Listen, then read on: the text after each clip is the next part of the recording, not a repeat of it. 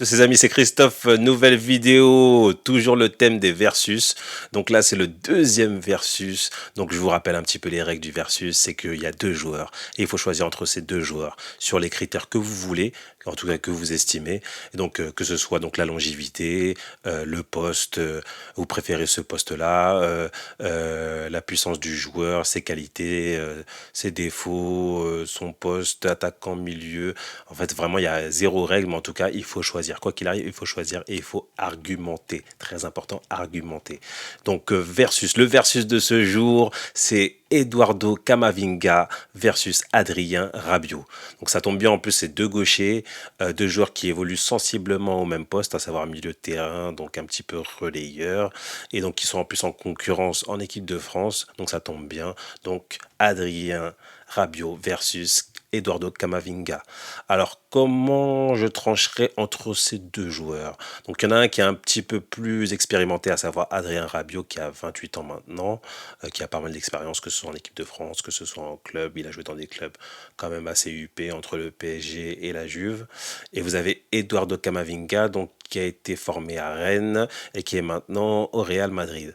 Donc, qui a de plus en plus de temps de jeu au Real Madrid, qui est pareil en équipe de France. Mais je crois que, en tout cas, Didier Deschamps a plus, a priori, plus dans le viseur Adrien Rabiot en termes de titularisation. Je crois qu'il est un peu plus titulaire que Kamavinga. Bon, après, il est jeune, hein, Kamavinga, il a 20 ans. Donc, il y a quand même un gap d'expérience entre les deux joueurs. Alors après, au niveau des qualités intrinsèques, franchement, je privilégierais plus Kamavinga dans le sens où je trouve, beaucoup plus dynamique.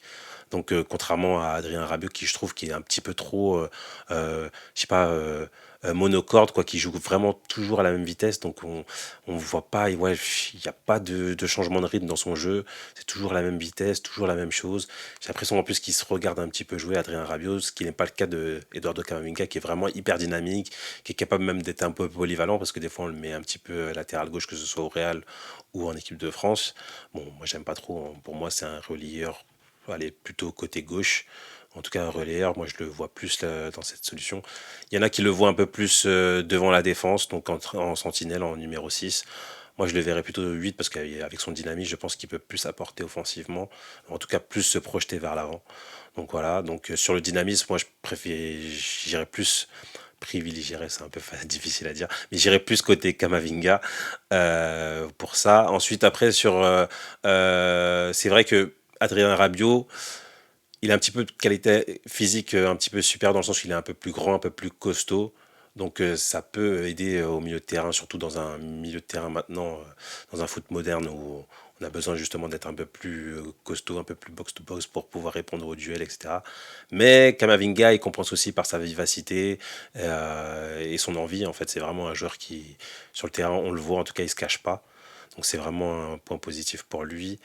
Après, ce qu'il y a, c'est que moi, ce que j'ai l'impression, c'est que Kamavinga a beaucoup plus de coffre. Il est capable de beaucoup plus enchaîner les courses à haute intensité, plus capable de se projeter, d'être plus disponible sur le terrain. Donc voilà. Après, au niveau des buts, j'ai l'impression que c'est sensiblement équivalent. C'est que c'est pas des gros buteurs, c'est pas des joueurs avec des grosses stats, en tout cas des grosses envies sur le terrain de faire trembler les filets. Donc ils se ressemblent un petit peu là-dessus.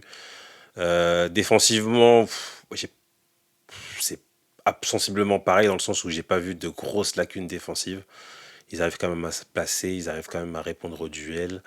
Voilà, ils sont pas trop faciles à bouger globalement. Euh, voilà. Après, ce qu'il y a, c'est que pour moi, Adrien Rabiot, je pense que en fait, son erreur, et je crois je suis pas le seul à le penser, c'est que pour moi, je le verrais plus dans un rôle de vraiment numéro 6 devant la défense, mais monsieur n'aime pas. Parce que voilà, monsieur se voit un peu plus relayeur. Donc, ouais, il y a des joueurs comme ça, voilà, qui peut-être passent à côté d'une carrière. Mais pour moi, je le vois beaucoup plus en termes de numéro 6 dans le sens où, vu qu'il pour moi, être 8, il faut être capable d'être un peu box-to-box, donc du coup, être capable d'avoir des changements de rythme, d'être capable d'être assez dynamique, assez rapide.